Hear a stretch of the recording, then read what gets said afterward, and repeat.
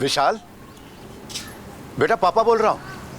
हाँ, वो मेहरा अंकल के फोन से।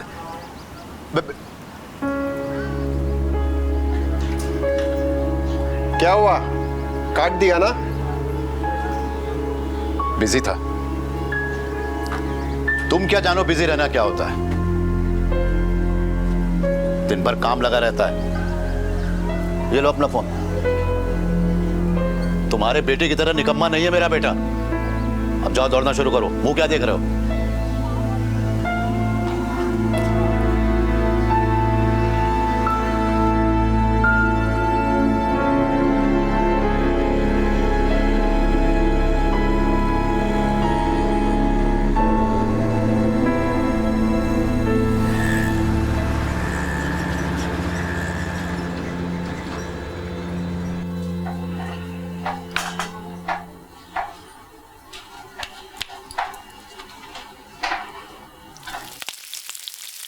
मंदार, तू जल्दी से बाजार जा और दही लेकर आ। विशाल को छोली पूरी के साथ साथ बूंदी का रायता बहुत पसंद है। जल्दी जा। आओ पण सर, एक दफा फोन करके पूछ लो ना। नहीं मतलब विशाल भैया और भाभी आने वाले भी है कि नहीं चिंटू बाबा के साथ।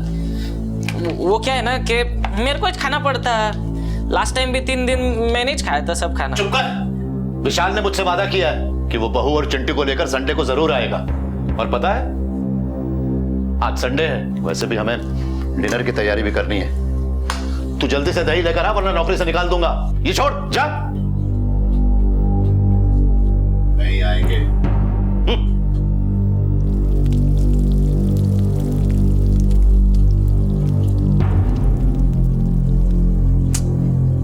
इस मंदार की आदत है आग लगाने की। जलता है वो विशाल से। अरे उसने मुझसे वादा किया है कि वो संडे को आएगा। तुम देख लेना, वो जरूर आएगा। तिनका तिनका जोड़ परिंदा आशियां बनाता है। तिनका तिनका चोंच में डाल बच्चों को पालता है। और फिर एक दिन वो बड़े हो जाते हैं और उड़ जाते हैं, मुड़कर भी नहीं देखते। सेना से रिटायर्ड कैप्टन श्रीकांत सिंह मुंबई स्थित अपने आशियाने में अपने बेटे और उसकी फैमिली की पल पल राह देख रहे थे। मेज पर डिनर भी सज चुका था। ऐसा पहले भी कई बार हुआ था। ज्यादा नहीं, लगभग 20 से 25 किलोमीटर दूर नवी मुंबई से उनका बेटा अब तक पहुंचा नहीं था और तुरक मिजाज फौजी बाप विचलित हो रहा था।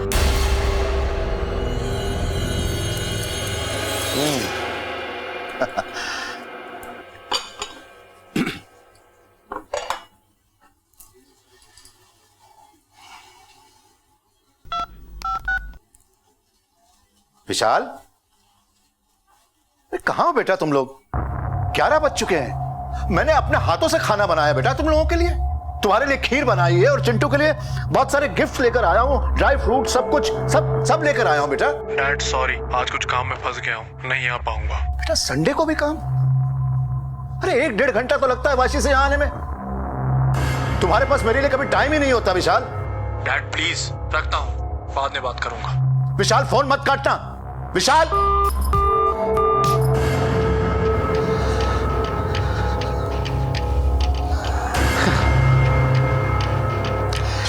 काट दिया। बाप से भी बात करने का टाइम नहीं है इसके पास। काम काम बस काम। पाल पोस के बड़ा किया है मैंने। मंदार, बिस्किट लेकर आओ। मंदार, कहां मर गए? सर जाकर बिस्किट लेकर आ। वो जाने दो ना सर, आप तो खाना खा लो ना। अब तुझसे जितना खाए उतना ही करा कर। जा बिस्किट लेकर आ, जा फौरन। अपने हाथों से खाना बनाया मैंने, क्या फायदा हुआ? वो विस्की खत्म हो गया है सर। जब खत्म हो जाती विस्की तो लेकर आना चाहिए ना। इडियट, ये लो। दोबारा ऐसी गलती नहीं होनी चाहिए। फास्ट।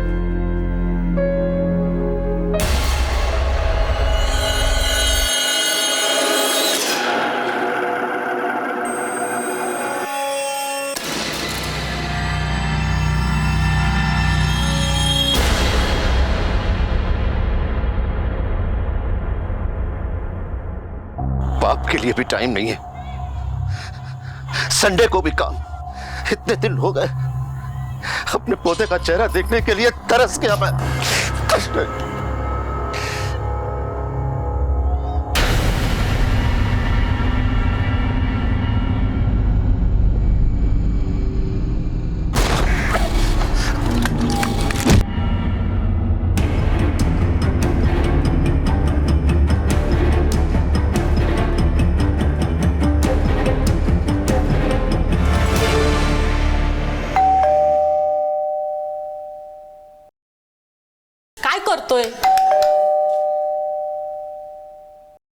अरे बाबा, मुझे दूसरे यहाँ भी काम पर जाना है।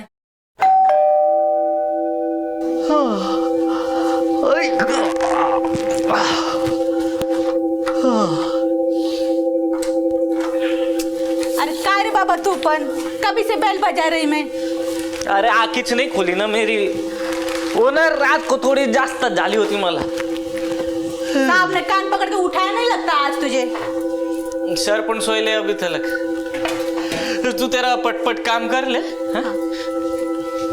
पण ऐक ना, सर को बोलना नहीं है कि मैं अब भी उठा, नहीं तो कान पकड़ के परेड करा देंगे ना मेरे को। अच्छा नहीं बोलते। सर सर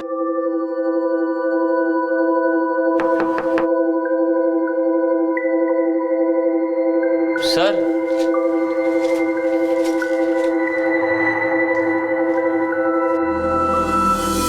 अभी तक नहीं आया है मॉर्निंग वॉक से। अच्छा ही हुआ जो अभी तक नहीं आए, नहीं तो बोम्बा बोम करते थे मेरे नाम से। अगर ये भारती, अब तू फटाफट साफ सफाई कर ले, हाँ? मैं सर को नीचे देख के आता हूँ। बरं बरं ठीक है।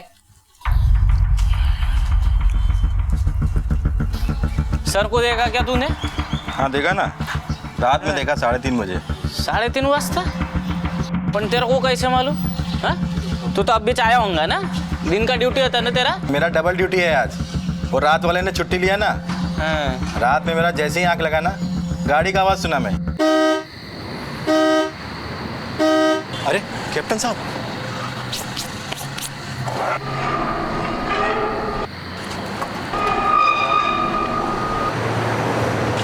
सलाम साहब। इसलिए तेरा ऐसा हालत हो गया है। कर उसको अंदर कर, सर आएंगे तो परेड करा देंगे ना तेरे को भी। जा जा जा अपना काम कर। किधर गए होंगे सर? वो भी बिना बोले सर को फोन करना मत था।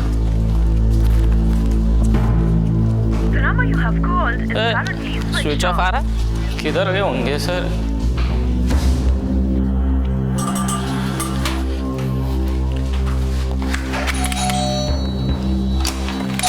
क्या हुआ? अब कप्तान सर को देखा क्या आपने? नहीं। अंकल, ओ अंकल। अरे मंदार, कैप्टन कहाँ है? अरे वही तो पूछने को आया ना मैं आपको। तू मेरे को पूछते हैं? अरे कैप्टन तो आज आए नहीं, और मैं उनका ही वेट कर रहा हूँ। क्या बात है? कल रात से गायब है ना वो। रात से गायब है? अरे नहीं नहीं, कहीं भी वो जाते हैं ना तो मुझे बोल के जाते हैं। तू फिक्र मत कर, घर जा।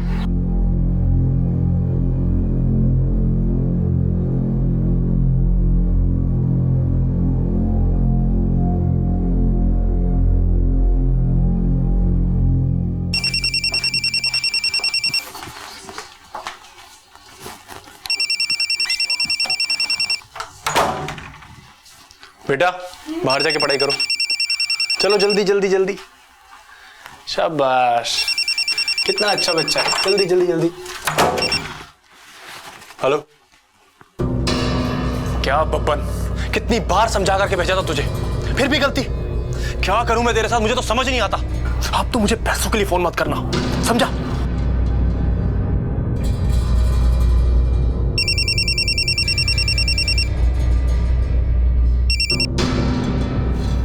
हेलो भैया, कब से फोन कर रहा मैं आपको, आपका फोन ही नहीं लग रहा। हाँ, वो मैं किसी से बात कर रहा था। बोल क्या हुआ? आपके पापा नहीं मिल रहे। पापा नहीं मिल रहे?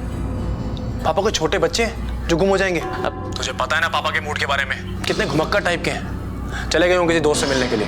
तू एक काम कर, बुआ को फोन करके पूछ ले, पुणे ना गए उनसे मिलने के लिए। और मैं तुझे शाम को फोन करता हूँ, ठीक है? हाँ, बिजी हूँ थोड़ा भी। भैया हेलो, कैसी औलाद है, बाप की चिंता ही नहीं है।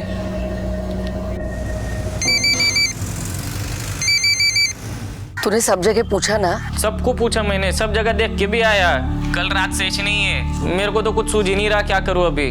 मैं फोन करके देखती हूँ, अगर रात तक घर नहीं आए तो बता देना, मैं कल सुबह जल्दी पहुंच जाऊंगी। आज की तेज भागती जिंदगी में रिश्तों को टेकन फॉर ग्रांटेड, यानी कि रिश्तों के प्रति बेपरवाही आम सी बात है। कैप्टन को लापता हुए कुछ घंटे हो चुके थे। बेटे को फुर्सत नहीं थी, नौकर को कुछ सूझ नहीं रहा था। वो शहर के लगभग सभी जानकार लोगों को फोन मिला चुका था। हर जानकार गली मोहल्ले में कैप्टन को तलाश चुका था।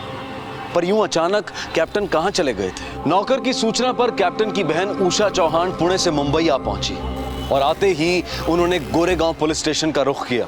कल रात से गायब है भैया। मंदार ने फोन करके बताया मुझे। बहुत चिंता हो रही थी, इसलिए भागे भागे आ गई हूँ मैं पूना से। एक तो वैसे ही गुस्सा उनके नाक में बैठा रहता है। डर लग रहा है कि गुस्से में कहीं घर से चले ना गए हो। तुझे कैसे पता चला सिंह साहब गायब हैं? वो वॉचमैन मेरे को बोल रहा था, मतलब वो मेरे को बोला कि कल रात को 3:30 बजे सर अपने गाड़ी में किधर तो भी निकल गए। तब तो क्या कर रहा था? मैं तो सो रहा था ना साहब। सर रात को चले गए और तुझे कुछ पता नहीं चला, ऐसा तो नहीं हो सकता। अब सर ने दिन भर कुछ तो तैयारी की होगी और रात को जाते वक्त जब दरवाजा खोला होगा तुझे कुछ तो सुनाई दिया होगा। वो संडे था ना सर, तो मैं थोड़ी सी थोड़ी ज्यादा ही छो गई थी। कप्तान सर ने तो खाना भी नहीं खाया था। उनका बेटा आने वाला था ना घर पे अपने फैमिली के साथ में, मगर आए ही नहीं वो। कप्तान सर बहुत गुस्से में थे, इसके लिए मैंने भी डिस्टर्ब नहीं किया। सोचा बाप बेटे का झगड़ा है, मैं गाय को बीच में पड़ूं। और वैसे भी हमारे कप्तान सर ले डेंजर है, गुस्से में आके गोली वोली मार देंगे तो क्या भरोसा।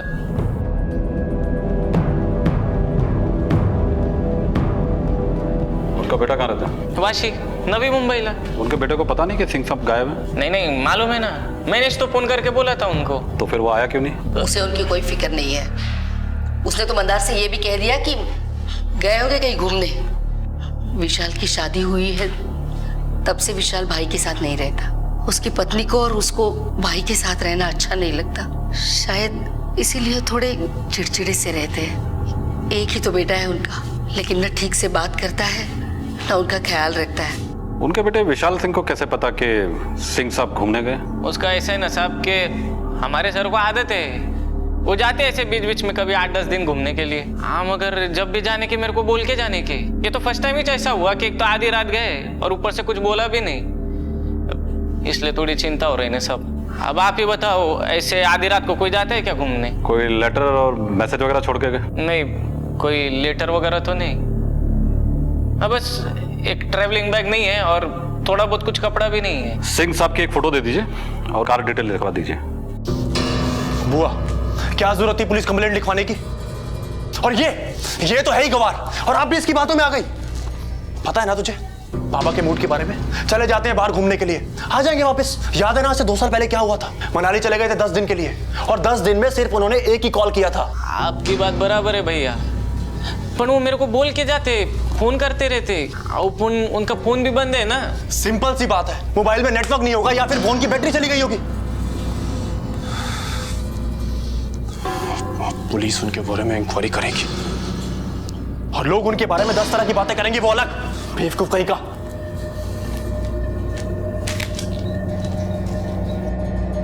कैप्टन जरा सनकी हैं।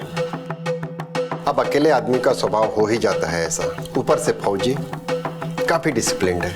बिल्डिंग में कुछ भी गलत होता है ना तो पूरी बिल्डिंग हिल जाती है उनकी आवाज से। What is this nonsense? जिसने भी ये केले का छिलका फेंका है तुरंत आके उठा ले, वरना कैप्टन सिंह के गुस्से को अच्छी तरीके से जानते हो तुम लोग। कौन है? अंकल डोंट गेट एंग्री, मैं छिलके को डस्टबिन में फेंक देता हूँ।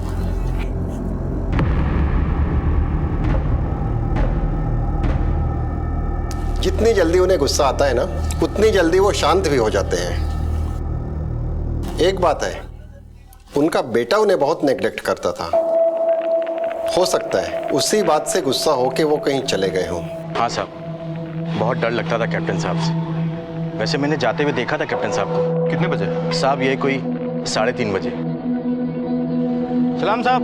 मगर सच बोलूं साहब, वो जब से यहाँ से गए हैं ना, बिल्डिंग में बहुत शांति है। छोटी छोटी बात पर चिक चिक किया करते थे। ये बटन क्यों खुला है? बंद करो इसे। जी जी जी जी जी सर। तुम यहाँ सिक्योरिटी के लिए तैनात हो ना? एक भी सिलवट नहीं आती थी हमारी वर्दी पर। और जरा अपनी वर्दी की तरफ देखो, हम भी अपनी देश की सिक्योरिटी का काम करते थे। उसी तरीके से तुम भी इस बिल्डिंग की सिक्योरिटी के लिए तैनात हो ना? जी जी जी जी। वर्दी ऐसी होनी चाहिए कि अंदर आने वाला डर के तुमसे 2 कदम पीछे हट जाए। अंडरस्टैंड? जी। अब आप ही बताइए ना साहब, कहाँ देश का महान फौजी और कहाँ ये बिल्डिंग का मामूली सा वॉचमैन? जरूरत पड़ने पर बड़े साहब तुम्हें पुलिस स्टेशन बुलाएंगे। शहर छोड़ के कहीं जाना मत। जी sir. Srikanth uncle is the best. मुझे बहुत प्यार करते हैं, अच्छी अच्छी स्टोरी भी सुनाते हैं। तो ऐसे थे हमारे नेताजी सुभाष चंद्र बोस और उनकी आजाद हिंद सेना, समझे? जी सर। अब ये बताओ कि उनका नारा क्या था? तुम मुझे खून दो, मैं तुम्हें आजादी दूंगा। Very good, keep it up. अब नेताजी की कहानी जो मैंने सुनाई और उनका ये नारा तुम सब हमेशा याद रखना। बच्चों से बहुत लगाव है उनको, बड़ों पर चाहे जितना भी गुस्सा करें, लेकिन बच्चों के साथ बच्चा बनकर खेलते हैं। वो क्या है ना सर, पोते से तो मिल नहीं पाते, तो सोसाइटी के बच्चों के साथ ही खुश रहने लगे। अपने बेटे से बिल्कुल नहीं बनती है उनकी।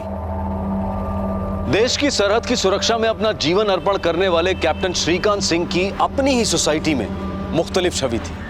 कहीं एक खौफ पैदा कर देने वाले कड़क डिसिप्लिनेरियन की, तो कहीं प्रेरणा भरी कहानियां सुनाने वाले बुजुर्ग की। लेकिन इन दोनों तस्वीरों के बीच में कैप्टन श्रीकांत की एक तस्वीर और भी थी, अपने ही परिवार, अपने ही बेटे से मायूस एक पिता की, अपने पोते से ना मिल सकने के गम में जीते एक दादा की। काफी दिन गुजर गए लेकिन कैप्टन की कोई खबर नहीं थी। घर से कैप्टन अपने होशो हवास अपनी मर्जी से निकले थे, लेकिन मंजिल और मकसद अब तक किसी को पता नहीं था। नौकर मंदार के हिसाब से कैप्टन साहब कभी भी बिना बताए घर से बाहर नहीं जाते थे। उनका फोन बंद है, ऊपर से अब तक उन्होंने किसी को कांटेक्ट भी नहीं किया। सीनियर सिटीजन है, इस केस पे हमें कुछ ज्यादा ध्यान देना होगा। उनकी कार के बारे में कुछ पता चला? नहीं सर, अभी तक तो नहीं, लेकिन उनकी गाड़ी की डिटेल्स हमने सारे थानों में भेज दी है। और कॉल रिकॉर्ड? सर ये रहे। सर कैप्टन के मोबाइल की लास्ट लोकेशन उनका घर ही था, और 23 नवंबर की रात के बाद से वो मोबाइल अभी तक ऑन नहीं हुआ है। और सर उनके गायब होने के पिछले 24 घंटों में उनकी बात 2 लोगों से हुई थी, उनकी बहन से और उनके बेटे से। लास्ट कॉल बेटे को थी, और उसके पहले के भी कॉल रिकॉर्ड्स हमने चेक किए हैं सर, लेकिन कोई ऐसा नंबर नहीं मिला जिस पे डाउट हो। बेटे की कॉल रिकॉर्ड मंगाओ, पता करो 30 तारीख की रात वो कहाँ था। हम उसके घर जाकर पूछताछ करते हैं और साथ में नौकर मंदार को भी ले लेते हैं। पुराना नौकर है, बाप बेटे के रिश्ते को अच्छी तरह से समझता होगा। अच्छा एक बात बता, ये कैप्टन सिंह साहब और उनकी बहन के बीच में रिश्ता कैसा था? बेटे से जब भी गुस्सा होने के बहन के घर पेश तो जाते थे वो। और बेटे के साथ? बेटा तो फोन भी करके नहीं पूछने का उनको। हाँ, एक बार घर पे आया था, हम लोग को चिल्लम चिल्ली करके गया। वो बोल रहा था क्या जरूरत थी पुलिस में मिसिंग रिपोर्ट लिखाने की। बुआ, क्या जरूरत थी पुलिस कंप्लेंट लिखवाने की? और ये तो है ही गवार, और आप भी इसकी बातों में आ गई। अच्छा एक बात बताइए, कैप्टन सिंह साहब और उनके बेटे के बीच में हाल फिलहाल में कोई झगड़ा वगैरह हुआ था? साल में 1-2 बार ही आने का उनका बेटा। हाँ, जब भी घर पे आने का झगड़ा ही करने का उनसे। यहाँ से गुजर रहा था, सोचा आपसे पूछ लो, क्या डिसाइड किया आप? मैं चिंटू से मिलने के लिए तरस गया हूँ, और तुम हो कि पापा चिंटू से तो आप फिर भी मिल लेंगे, लेकिन इस फ्लैट को बेचने के बारे में आपने क्या सोचा है? एक बहुत अच्छी अपॉर्चुनिटी है मेरे पास, मैं अपना बिजनेस स्टार्ट कर सकता हूँ पापा। तुम्हें सिर्फ इस फ्लैट में इंटरेस्ट है, अपने बाप की कोई फिक्र नहीं है। मुझे लगा तुम इतने महीनों के बाद अपने पापा से मिलने आए हो, और तुम। पापा please stop being so emotional. Practically सोचिए, इतना बड़ा टेरेस फ्लैट है और आप इस फ्लैट में अकेले रहते हैं। हम आपके लिए 1 BHK भी तो ले सकते हैं ना, और मैं और मेरी वाइफ यहाँ पर रहने के लिए कभी भी नहीं आएंगे। मैं ये फ्लैट अपनी जिंदगी रहते कभी नहीं बेचूं, चाहे कुछ भी हो जाए। इस फ्लैट में मेरी और तुम्हारी माँ की यादें कैद है, तुम्हारा बचपन, तुम्हारा सब कुछ, तुम्हारी चीज है। ठीक है, मत बेचिए, रहिए यहाँ पर बिल्कुल अकेले। मैं कभी नहीं आऊंगा यहाँ पे, कभी भी नहीं। विशाल, बाप के लिए टाइम नहीं, और बाप के फ्लैट को बेचकर पैसे चाहिए उसे। ऐसा लगता है आपसे ज्यादा फिक्र नौकर मंदार को है आपके पापा की। पापा ने बिगाड़ रखा था उसको, सर पे बिठा के रखा हुआ था। क्यों? आप तो उनके इकलौते बेटे हैं, आपको सर पे नहीं चढ़ा है? मतलब क्या है आपका? मतलब ये कि आपके और आपके पापा के बीच गोरेगांव वाले फ्लैट को लेकर झगड़े नहीं हुए थे? तो मंदार ने चुगली की है आपको? बात सच है कि नहीं? बाप बेटे के बीच में प्रॉपर्टी को लेकर के बहस नहीं हो सकती क्या? बाप बेटे के बीच में प्रॉपर्टी को लेकर बहस ही नहीं, और भी बहुत कुछ हो जाता है। What do you mean? आप डाउट कर रहे हैं मुझ पे? आपको विश्वास नहीं है ना कि पापा सेफ है और घूमने गए हैं? Wait a minute, I'll show you. ये SMS देखिए। अगर पापा को मुझ पे विश्वास नहीं होता तो उनका अकाउंट नंबर मेरे मोबाइल के साथ लिंक्ड अप नहीं होता। उनके अकाउंट में जो भी ट्रांजैक्शन होती है पहला SMS मुझे आता है। ये देखिए आप, ये SMS कुर्ग में कल 50,000 रुपए विड्रॉ किए हैं पापा ने, और ये SMS भी 2 दिन पहले का ही है। अब आप बताइए मुझे, आप इस SMS पे ट्रस्ट करेंगे या हमारे नौकर मंदार पे? ट्रस्ट पे इन्वेस्टिगेशन नहीं होता है, डाउट पे होता है। हमें आपके पापा की बैंक डिटेल्स और इस SMS की डिटेल्स दोनों चाहिए। सर कुर्ग ब्रांच से सीसीटीवी फुटेज नहीं मिल पाई है। उस दिन कैमरे की सर्विसिंग हो रही थी, लेकिन सर 50,000 का विड्रॉल हुआ है, वो भी सेल्फ चेक से।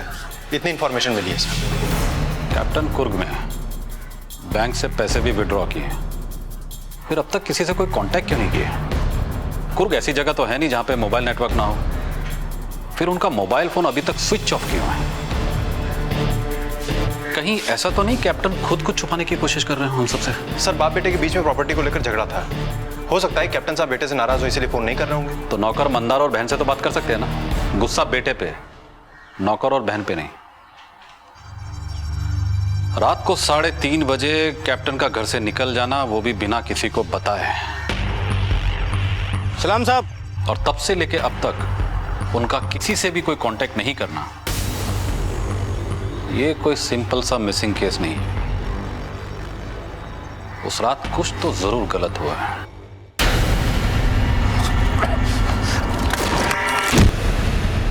कैप्टन अपनी कार से कुर्ग तो नहीं गए होंगे, और अगर वो अपनी मर्जी से गए होंगे तो उन्होंने अपनी कार को कहीं ना कहीं पार्क तो जरूर किया होगा, और अगर उन्हें जबरदस्ती ले जाया गया है तो ले जाने वाले ने उनकी गाड़ी को इधर उधर छोड़ दिया होगा। अब इस कार का मिलना हमारे लिए बहुत जरूरी है।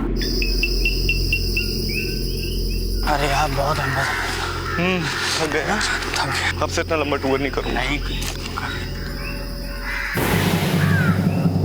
कार झाड़ियों में क्या कर रही है?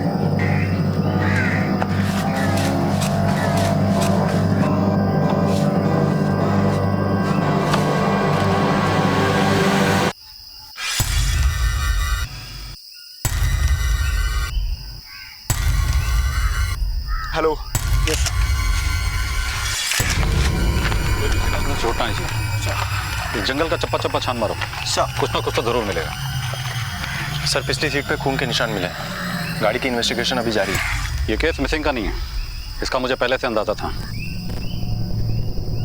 गाड़ी में खून के निशान का मिलना मतलब साफ है, ये एक हत्या का मामला है। चलो कैप्टन के घर चलकर तलाशी लेते हैं।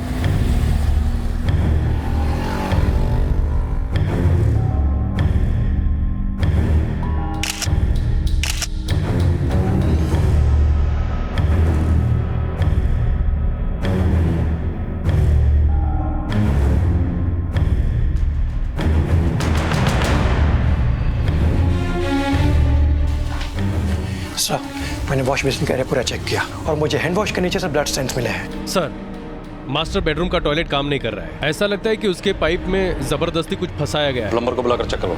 Yes sir. सर इस गन पे भी ब्लड के निशान मिले। मुझे इन सबकी जांच रिपोर्ट जल्द से जल्द चाहिए। गाड़ी में मिले खून के निशान और बंदूक में मिले खून के निशान, दोनों को मैच करिए।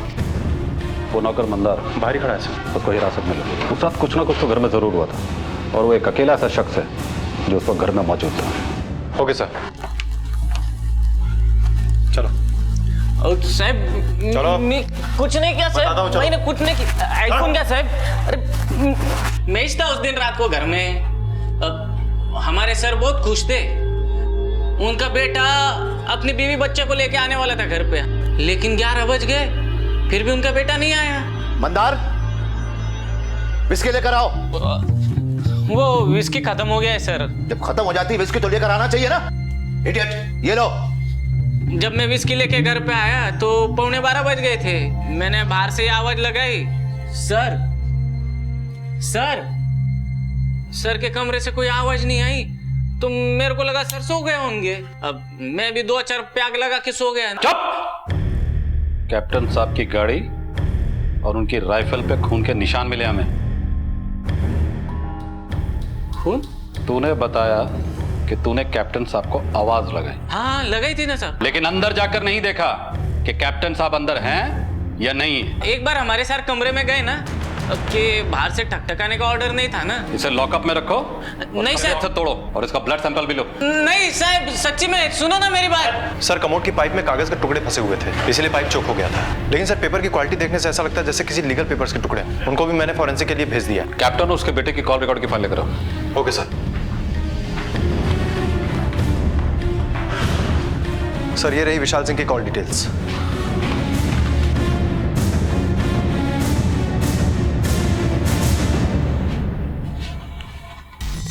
कॉल रिकॉर्ड के मुताबिक कैप्टन ने आखिरी कॉल अपने बेटे को किया था। जैसा कि मंदार ने बताया कि अब कैप्टन ने अपने बेटे से बात की, फिर वो अपने कमरे में चले गए। बेटा घर आने वाला था लेकिन आया नहीं। कैप्टन के बेटे विशाल सिंह के मोबाइल के लोकेशन के मुताबिक वो घर के आसपास ही था। अब सवाल ये उठता है कि वो इतना नजदीक होते हुए भी घर क्यों नहीं आया? सर इससे तो साफ जाहिर है कि विशाल सिंह हमसे झूठ बोल रहा है। कब से एक ही कहानी सुना रहा है कि बाप घूमने गया है। सर कहीं ऐसा तो नहीं है कि वो हमें घुमा रहा है?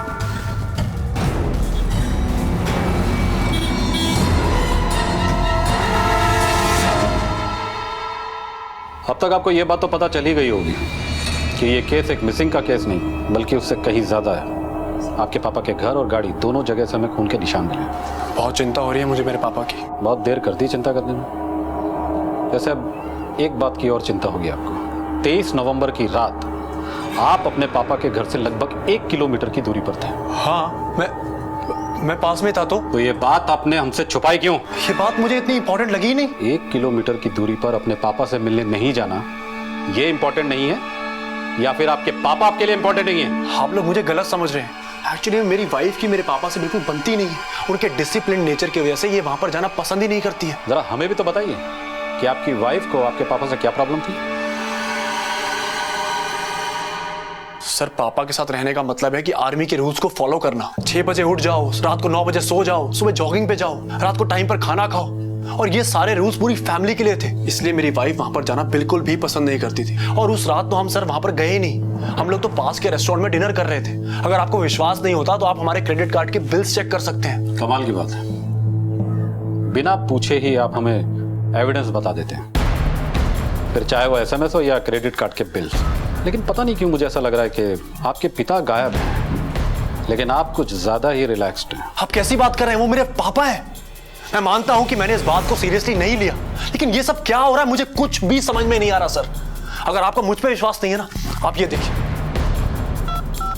2 दिन पहले 50,000 रुपए विड्रॉ और कल 75,000 रुपए विड्रॉ। अब ये सब देख के मैं क्या समझू, आप ही बताइए मुझे। सर पिछले 12 दिनों में कैप्टन के अकाउंट से 1,75,000 रुपए निकाले गए, कभी कर्नाटक से कभी केरल से। सर ये बात नॉर्मल नहीं है। पिछली बार हमें CCTV फुटेज से कुछ नहीं मिला, इस बार दोनों जगह से मंगाओ, पता तो चले कैप्टन के अकाउंट से पैसे ड्रॉप कैप्टन ही कर रहा है या कोई और। सर राइफल पे कैप्टन के उंगलियों निशान मिले हैं, लेकिन जो ब्लड सैंपल्स हमें उनकी गाड़ी और उनके घर से मिले हैं उसका ब्लड ग्रुप ना तो कैप्टन से मैच करता है, ना ही उनके बेटे विशाल से, ना ही नौकर मंदार से। वो किसी और के हैं। तो ये तीसरा है कौन? कहीं ऐसा तो नहीं उस रात कैप्टन ने कत्ल किया जिसे हम शिकार समझ रहे हैं, वो शिकारी हो?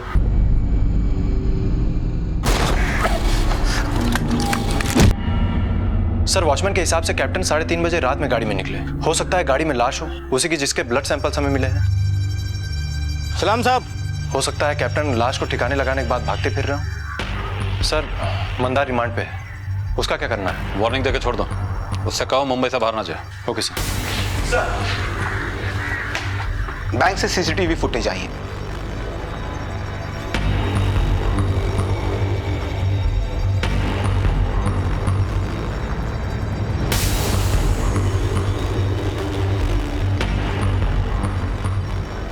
सर विड्रॉल तो हुआ है लेकिन कैप्टन कहीं नजर नहीं आ रहे। कहीं हम लोग रॉन्ग डायरेक्शन में तो नहीं जा रहे हैं? मतलब? सर मतलब ये कि ऐसा भी तो हो सकता है ना कि कोई और उनके अकाउंट से पैसे निकाल रहा हो। बड़ी सफाई से सिग्नेचर किया गया, पता नहीं चलता है नकली है। पर ध्यान से देखिए, 20,000 के ओरिजिनल साइन वाले चेक का S और 50,000 के डुप्लीकेट साइन वाले चेक का S मैच नहीं करता है। कहने का मतलब यह है कि दोनों सिग्नेचर कैप्टन सिंह के नहीं हो सकते हैं।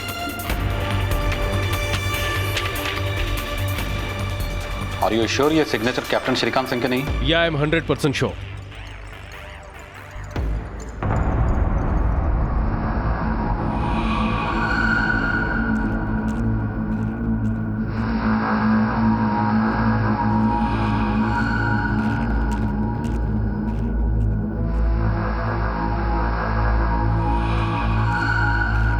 उस रात तो मैं गाड़ी के हॉर्न से जागा था, पर हाँ साहब गाड़ी कैप्टन साहब की थी। सलाम साहब। गाड़ी के अंदर कैप्टन साहब ही थे? पक्का नहीं बोल सकता साहब। मतलब साफ है, वॉचमैन ने कार देखी, कार में किसी को देखा, लेकिन कार के हेडलाइट्स चालू होने की वजह से वो पहचान नहीं पाया। और सबसे बड़ी बात, वॉचमैन उस वक्त नींद में था और अक्सर ऐसे समय में दिमाग खुद ब खुद कुछ तस्वीरें बना लेता है, और हो सकता है इसी के चलते उसे ऐसा लगा हो कि उसने कैप्टन साहब को गाड़ी से बाहर जाते हुए देखा, या फिर कोई और गया जिसे ये पहचान नहीं पाया। हो सकता है सर। कैप्टन सिंह का लापता होना, उनके घर और गाड़ी से खून के निशान मिलना और उनकी गुमशुदगी के दौरान भी उनके अकाउंट से पैसों का विड्रॉ होना। एक तरफ ये सारी बातें इस पेचीदा केस की गुत्थी को उलझा रही थी, तो वहीं दूसरी तरफ इस केस के अनजान रास्तों पर चाहे हल्की सी ही सही थोड़ी रोशनी जरूर डाल रही थी। कार में बैठा शख्स कैप्टन था या कोई और? बैंक अकाउंट से पैसे कैप्टन ने निकाले थे या किसी और ने?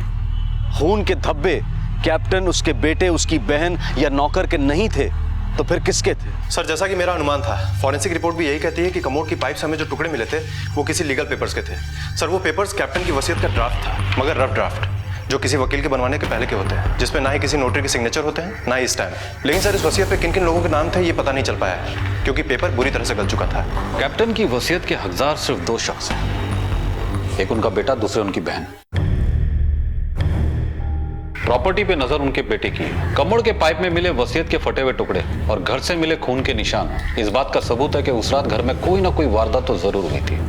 कहीं ऐसा तो नहीं कि कैप्टन साहब ने अपने बेटे को वसीयत से बेदखल कर दिया और गुस्से में आकर बेटे ने बाप को मरवा डाला हो, और उसने किसी को इस काम पे लगा दिया हो कि रेगुलर इंटरवल पे बैंक से पैसे विड्रॉ करता रहे, ताकि किसी को कोई शक ना हो और सबको ये लगे कि कैप्टन साहब जिंदा है। हो सकता है सर। कैप्टन साहब का कोई ना कोई लीगल एडवाइजर तो जरूर होगा। पता लगा उनका लीगल एडवाइजर कौन है? मैं ना सिर्फ लीगल एडवाइजर हूँ, बल्कि उनका दोस्त भी। कैप्टन साहब ने एक वसीयत बनवाई थी, शायद वो वसीयत आपने ही बनाई होगी। कैप्टन साहब वसीयत बनाने का इरादा रखते थे। इस बारे में मेरी उनसे बात भी हुई, लेकिन फाइनल ड्राफ्ट बना नहीं। आपकी जानकारी में कैप्टन साहब ने अपना फ्लैट और बाकी की जायदाद किसके नाम की? बेटे के नाम। एक ही बेटा है उनका, और किसके नाम करते हैं? क्यों? उनकी तो एक बहन भी हो सकता है कुछ हिस्सा बहन के नाम किया। हमने सुना है कि कैप्टन साहब और उनके बेटे के बीच संबंध कुछ कड़वे थे। कैप्टन साहब उससे नाराज रहा करते थे, लेकिन फिर भी जहां तक वसीयत का सवाल है, वो अपने बेटे के नाम ही करना चाहते थे। रिश्तों से बढ़कर दुनिया में कोई दौलत नहीं है, लेकिन जब वही धन दौलत दाव पर लग जाए तब रिश्ते रेत पर फैली ओस की तरह गायब हो जाते हैं। क्या बेटा, क्या बाप। घर के कमोड में वसीयत के कागज के टुकड़े मिलते हैं, बेटा बाप की गुमशुदगी से बेफिक्र नजर आता है, तो ऐसे में पुलिस का शक कैप्टन के बेटे विशाल सिंह पर जाना गैर लाजमी तो नहीं? हो सकता है कि कैप्टन ने अपने लापरवाह बेटे को वसीयत से बेदखल कर दिया हो।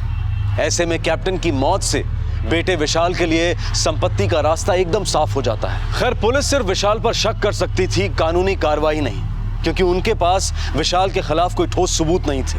और तभी तफ्तीश का एक तार सबूत की शक्ल में सामने आया। हाँ, बोले देशपांडे। सर, कार में मिला हुआ खून का सैंपल कैप्टन के घर में मिले हुए खून के सैंपल से बराबर मैच होता है, मगर एक बेहद इंटरेस्टिंग फैक्ट सामने आया है, और वो ये है कि इस आदमी का डीएनए एक और आदमी के डीएनए से मैच होता है, और वो कैप्टन के बहुत ही करीबी है। किसे?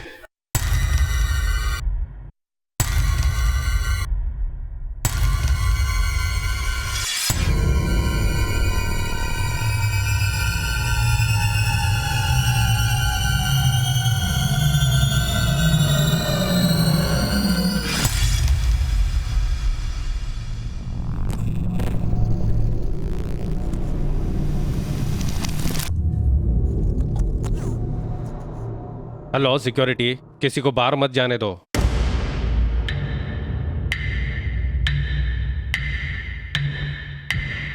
एक मिनट सर, कुछ सिक्योरिटी प्रॉब्लम है। अरे सर प्लीज सर, रुकिए सर। अरे बोला ना सर, सर अरे सर पकड़ो उसको। अरे ये चोर है। अरे छोटे चोर है, भाग रहा है, पकड़ो। अरे पकड़ो इसको। इंस्पेक्टर साहब लेके जाइए, ये चोर है, लेके जाओ साहब। जिंदगी का सफर रहस्यों से भरा है। यहाँ राह चलते कौन सामने आ जाए कहना मुश्किल है। बैंक के सीसीटीवी फुटेज में ये कौन शख्स था? अगर कैप्टन अपने अकाउंट से पैसे नहीं निकाल रहे थे तो ये कौन उनके पैसों पर सेंध लगा रहा था? मुंबई पुलिस की गतिशीलता काम आ गई। घर और गाड़ी में मिले खून के धब्बों का डीएनए एक ही आदमी का निकला। और डीएनए भी उसका, जो अब तक बेकसूर बना सबको गुमराह कर रहा था।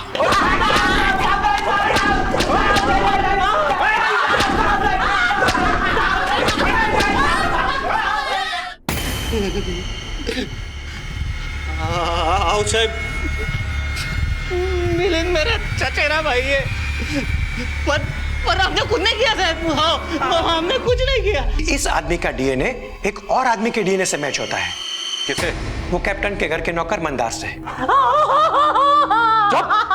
अब तक हम ये सोच रहे थे कि कैप्टन का बेटा हमें घुमा रहा है, लेकिन घुमा तो तू हमें रहा था मंदार।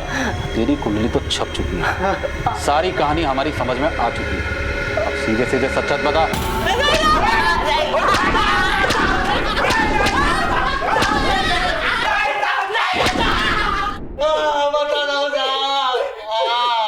सब कुछ सच सच बताता हूँ। मैंने कप्तान सर से कर्जा लिया था। पहले वो 50,000 लौटा जो मैंने तुझे दिए थे। दे दूंगा ना सर, वो भी दे दूंगा। हाँ? किधर भाग के जाऊंगा? 10 सालों से आपके इधर इस तो काम कर रहा ना मैं। हाँ? और मेरे को खाली 1 लाख रुपया होना। वैसे भी आपके पास क्या कमी है सर? कमी नहीं है क्या मतलब? लुटा दो तुझ पे?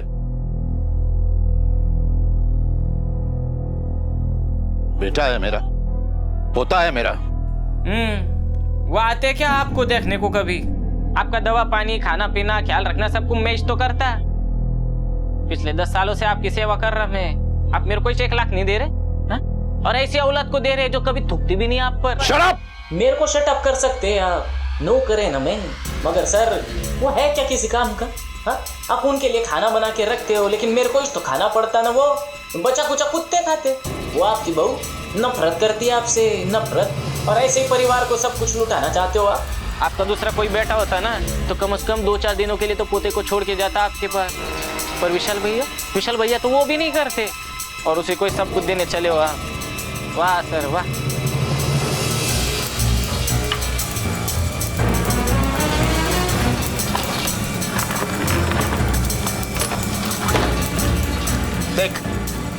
देख नालायक, अपनी वसीयत का एक हिस्सा मैंने तेरे नाम पर भी किया था, लेकिन आज मुझे तेरी नीयत में खोट नजर आ गई, इसलिए मैं इस वसीयत को फाड़ता हूं। नहीं सर, सॉरी सर, गलती हो गया सर। दोबारा ऐसी गलती नहीं होगी ना सर। सॉरी सर, माफ कर दो सर। सर माफ कर दो सर, हाथ जोड़ दो सर। सुन, मैंने तुझ पर भरोसा किया था जो आज टूट गया। अगर फौजी का भरोसा एक बार टूट जाए तो दोबारा वो गलती नहीं करता।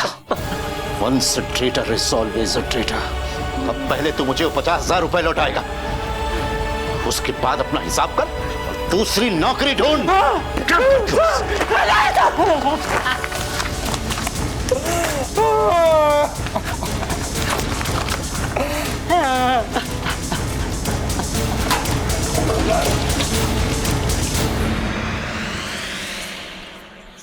मेरे को लगा कप्तान सर का गुस्सा 1-2 दिन में ठंडा हो जाएगा, हमेशा नहीं होता था। पर इस बार तो उन्होंने ठानी रखा था कि मेरे को काम पे से निकाल देंगे। इसके लिए मैंने अपने भाई मिलिंद को बुलाया। ये बग मिलिंद, अपने को ऐसा साइन मांगता एकदम बगुनगे। अरे ये तो अपने बायत का के लिए।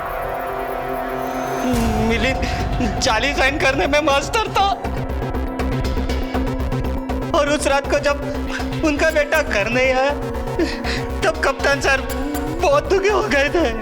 इसके लिए मैंने मिलिंद को पहले से बुला के रखा था।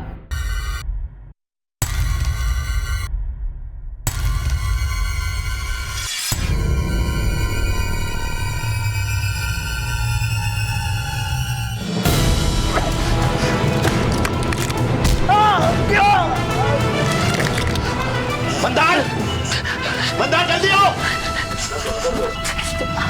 मंदार कहां से आया? बोलो नहीं तो गोली मार दूंगा।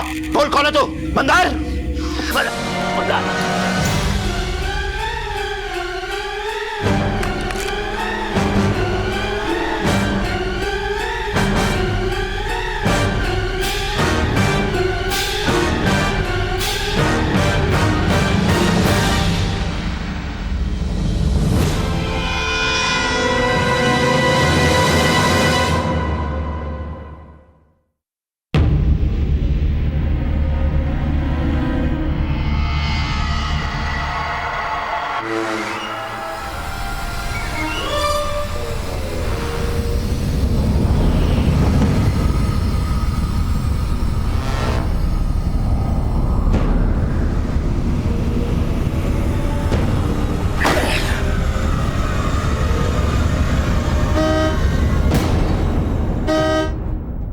अरे कैप्टन साहब,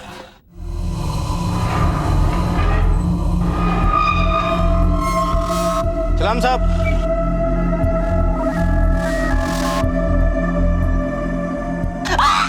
अब ये बता, कैप्टन साहब की बॉडी कहाँ है?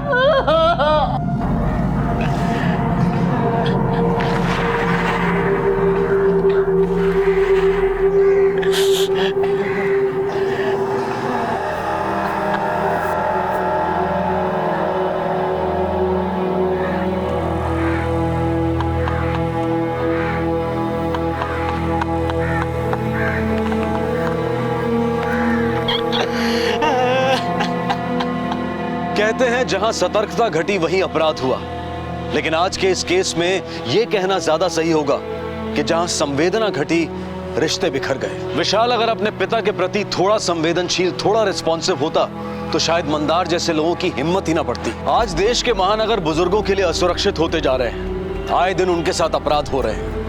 ताउम्र हमारी सुरक्षा करने वाले आज बेहद असुरक्षित हैं। मंदार और उसके साथी मिलिंद पर आईपीसी की धारा 25, 27, 54 और 61 के तहत कड़ी कार्रवाई की गई। माँ बाप वो दौलत है जिसके बदले में जहां भी मिल जाए तो कम है, लेकिन शायद इस बात का इल्म हमें तब होता है जब वो हमारे बीच नहीं रहते। अपने बुजुर्गों का, अपने माता पिता का ख्याल रखें, उनकी इज्जत करें, उन्हें भरपूर प्यार दें। इसी विचार के साथ मैं अनूप सोनी आपसे विदा लेता हूं। फिर मुलाकात होगी अगले एपिसोड में और खुलासा करेंगे एक और जुर्म का। तब तक अपना और अपने परिवार का ख्याल रखें और देखते रहें क्राइम पेट्रोल डायल 100। सबक एक को, सीख हम सबको। जय हिंद।